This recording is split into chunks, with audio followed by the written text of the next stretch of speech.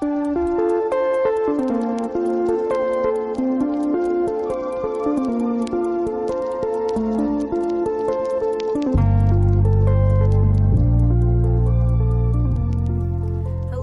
back to the CaxyPod. My name is Ela Jain, and today I am joined by my very special guest, Theresa Fu. Hi. How are you doing today, Theresa? I'm doing good. It's pretty early in the morning. It is very early in the morning. So, today we are here to talk about some winter movies, some winter media coming up.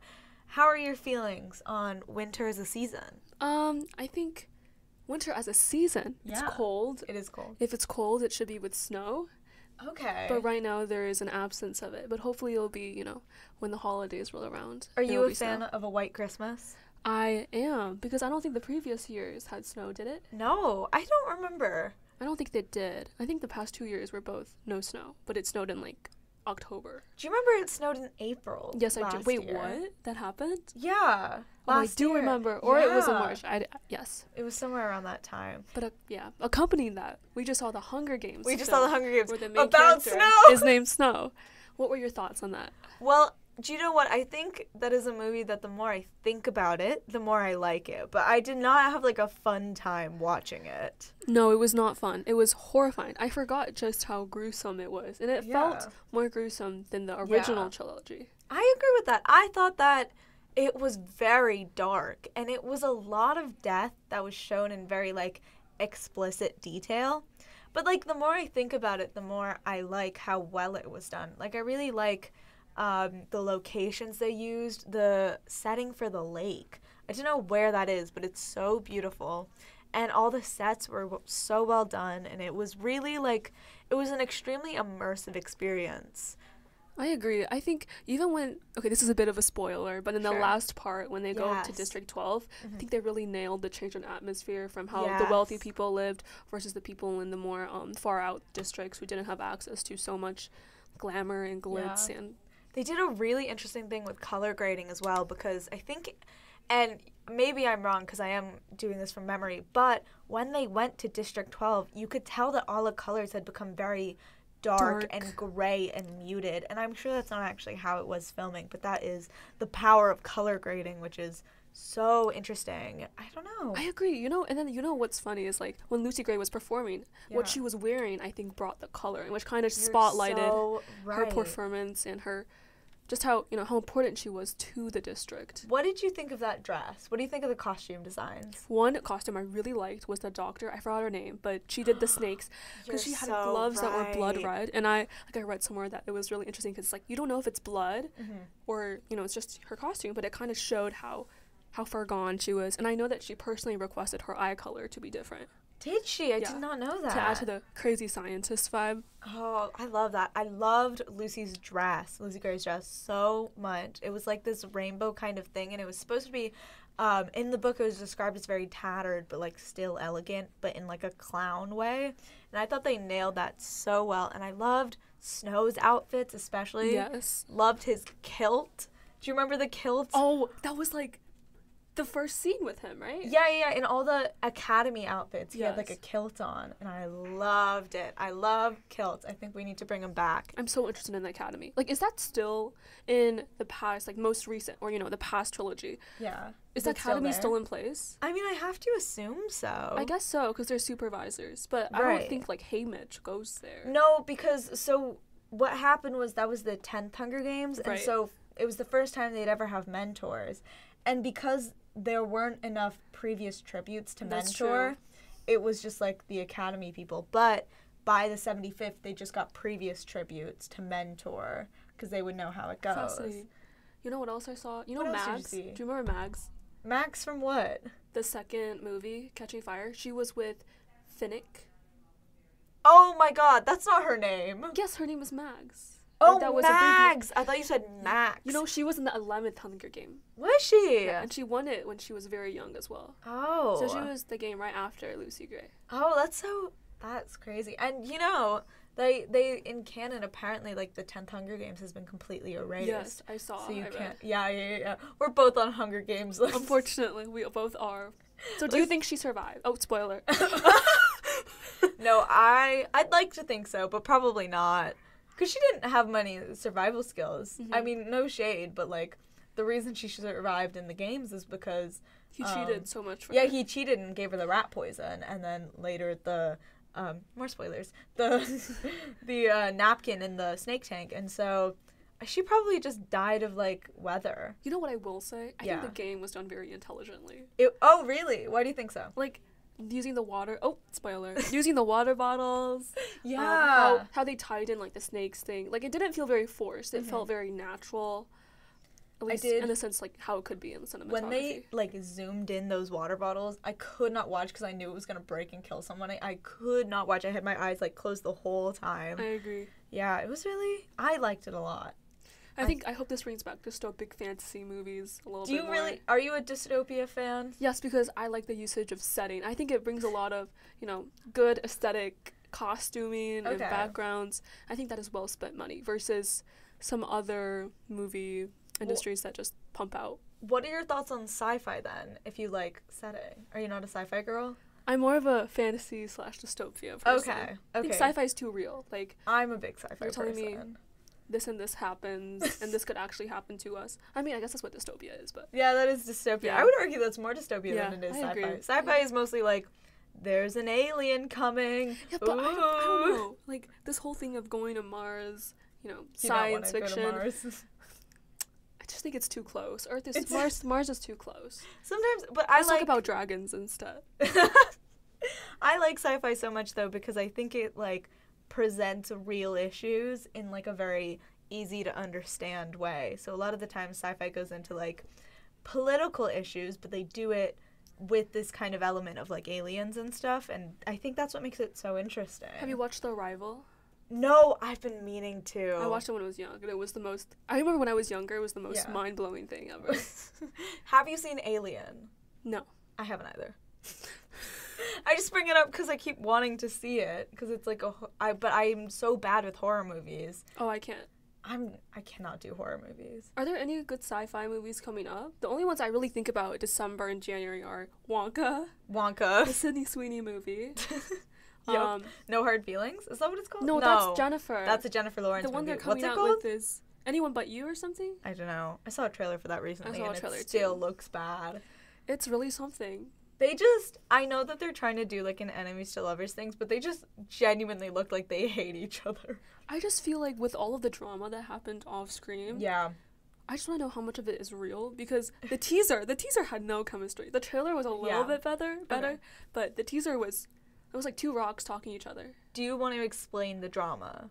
Okay, the drama I think was Sydney Sweeney and Glenn Powell were rumored to be having an affair, and this was only intensified when Glenn Powell's his girlfriend I think so left him, and then Sydney Sweeney also had a fiance, but there was a lot of pictures released where like Sydney Sweeney and Glenn were very close, and speculation. You know, I missed when rom-com stars were actually dating. Good marketing. I love the drama. I think it adds to the movie.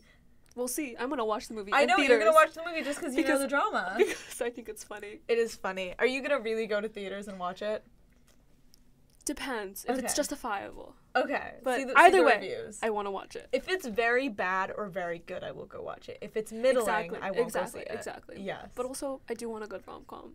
Do you like a rom-com? Because I watched She's That Man on Netflix the other day. He's the Man? Yeah, She's the Man. She's the Man! The 12th Night Yes! edition, and it was really good. Did you like it? I did. I kind of missed the feel of those movies. It was very... Do you know what? See, I'm so glad you bring that up, because I am right now watching Bend It Like Beckham. Have you seen this movie? No.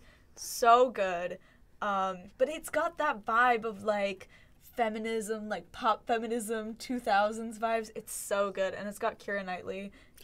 She's so gorgeous in it. Wait, wasn't she also? She's in a lot of historical fiction, right? Or she's in Pirates of the Caribbean. Never mind, that's a different Keira. Like Pride and Prejudice, I think the main. That is her. You're right. Wait, that is her? Yeah. I think that is her. I think she's also in some other movies, but I forget the name. Like, didn't she act with Timothy Chalamet? No, that was not her. Was that? Are you thinking of Saoirse Ronan? Oh, that was a good movie. Little Women was a good movie. Little Women is a great movie. Lady Bird is a great movie. Yeah. Probably my favorite movie of all time is Lady Bird. I see that the runtime is very short. Like, what is the plot? Oh, it's so good. We have to watch Lady Bird. Okay, we have to watch. Come over. We'll actually do this. It's probably my favorite movie of all time. It's like this coming of age story about this girl named Christine, but she asks everyone to call her Ladybird because she thinks it's like more fancy.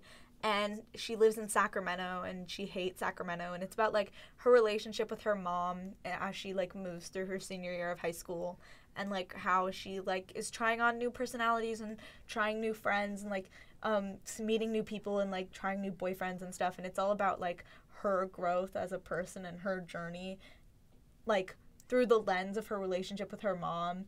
It's just so well made because it's so universally relatable.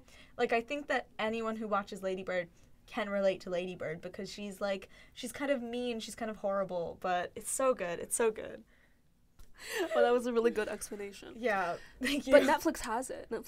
Does it? Yes, it does. It also has Pride and Prejudice. Have you seen that movie? I really want to. I saw a bunch of TikTok edits, and now because I watched She's the Man. Yeah. And now I'm kind of being pulled in that direction. I think you should watch Pride and Prejudice. It's very good. I watched it with my mom, and she hated it. Really? She did not like it because I think we were watching Succession at the time, and if you don't know, Matthew McFadyen, that's his name? Maybe. I think that's his name. He plays Mr. Darcy in it, but he also plays Tom from Succession. And I think my mom like couldn't get around the fact that the past history. She was like that's Succession's Tom. That's not Mr. Darcy. So she didn't really like it because she thought that he was a bad actor. But I think her judgment was polluted. I see. Yeah.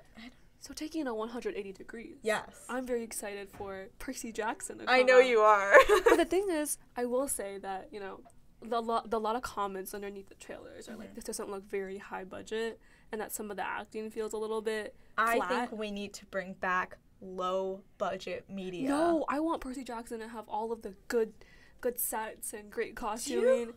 I think it's so much funnier. I think that do you know what? I think that all media is better when you put them on a bad green screen and you've like CGI'd effects and they're horrible. Stop. Oh, She-Hulk.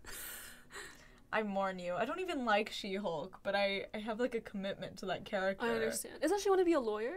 She's a lawyer. Yeah. In the comics, she does like lawyering for superheroes. But yeah. I cannot wait for Percy Jackson to come out. I know. Well, you read the books. I did read the books. I also watched Loki season 2. What did you think of that? I haven't seen it yet. I did skim a lot of it because, you know, there's finals coming up. But I have read just overall that people think it's one of the only redeeming factors of Marvel right now. Really? Yes. Because you saw Miss Marvel's had generated the lowest amount for any Marvel movie. Do you know what? It's sad because I think that movie specifically could have brought back the MCU. Really? Did you watch it? I really do. I didn't see it. I was going to. But I did not have any time. But I do think that you've got 3 very interesting and charismatic characters with, like, such talented actors. Like, honestly, the fact that they've wasted Brie Larson's potential, that is an Oscar winner. She's won an Oscar, and her acting in these movies is, like, she's doing the best she can, but the scripts are also terrible that, like, there's nothing she can do. It's so disappointing. I saw that they're trying to revamp MCU to prioritize quality over quantity, which they should have been doing already, because they're just dumping loads of money into a bunch of projects. And they're kind of spreading themselves thin without, you know, the best quality films. I think a lot of people are going through like a superhero fatigue. Yeah. But I disagree with that idea. I think that you can't. I think that what we're having is like a bad movie fatigue, and that all of these movies that are pumping out are the same, and they're all bad. But I think like things like Batman with Robert Pattinson, that did so well. The Suicide Squad, directed by James Gunn. I think those are recognizable characters. Yeah. Like, Marvel is kind of associated with Iron Man, who's dead. Yeah. Oh, spoiler. Captain America, who's old, except they have... No, he's dead. He's old. Yes, no, he's dead. Yes, he's dead too. Yeah. But I heard that there's another Captain America. I don't know. Sam Wilson. That's too complicated. He gets the Captain America mantle after, but that's a comics thing. And then let's see, Spider-Man. He's Spider-Man not dead. is great. Spider-Man's great. Yeah, I thought all those movies have been good.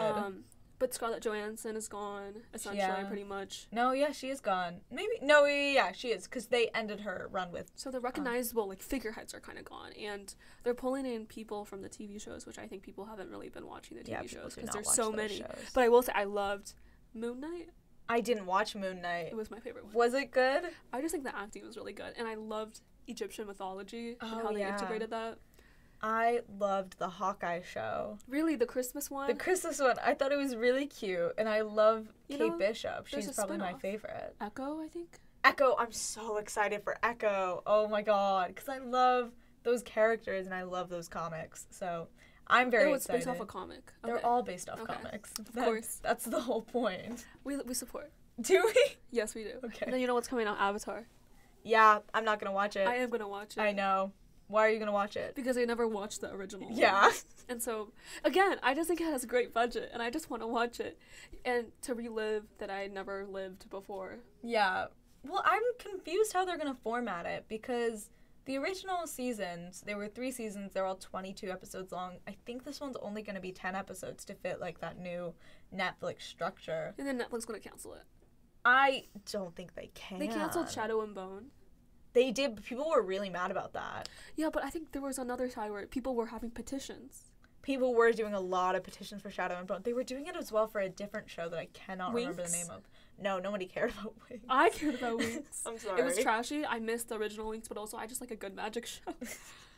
I'm trying to think. There was such a show, and I think that got picked up by a different company, which is very rare for TV shows. I don't recall. So sometimes with TV shows that people put up such a fuss about it being gone, is that a different service will pick it up. Right. So I think that happened with One Day at a Time. I don't know if you saw that show. No. It was not very good, I don't think. But it was very charming, and they were on Netflix for a bit, and then Netflix canceled them, and then they got picked up for, like, a shortened 4th season, and the 4th season was not very good either. But it was such a loss. That show was very cute, so it was a loss for the gang, but... Yeah, it's sad.